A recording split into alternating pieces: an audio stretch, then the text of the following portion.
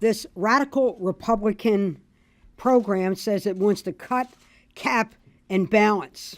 I agree with President Obama when he says this is duck, dodge, and dismantle.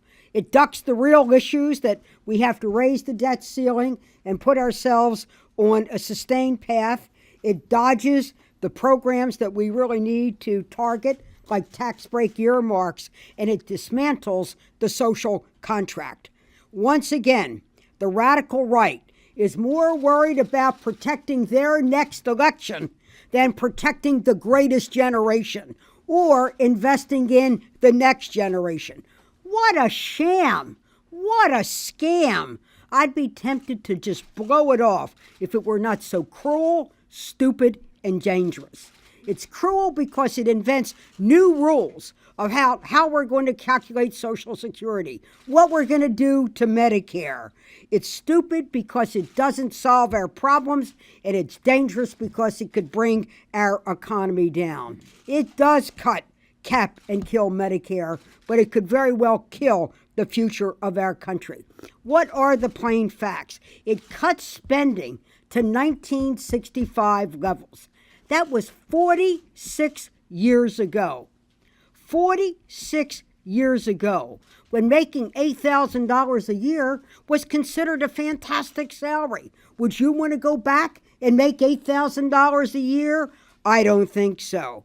When you think about what the average Social Security benefit was at that time, which was about $1,200 a year, I don't think we want to go back to that. Do we really want to go back to not having Medicare? Sure, we need to reform and refresh Medicare, but do we want to end Medicare? I don't think so.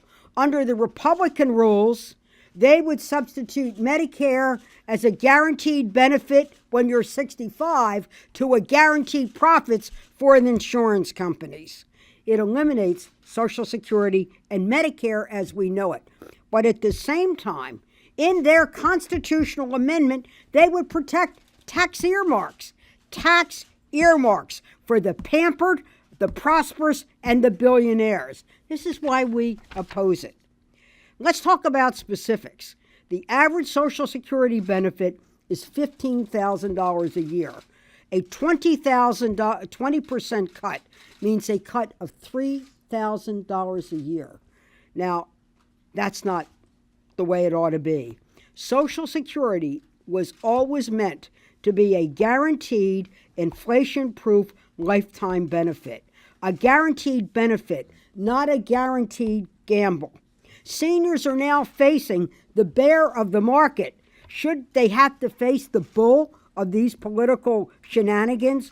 You know, when you're old and you're sick, you should be able to count on Social Security. You should be able to count on Medicare. And you should count on a federal government a Congress that acts responsibly.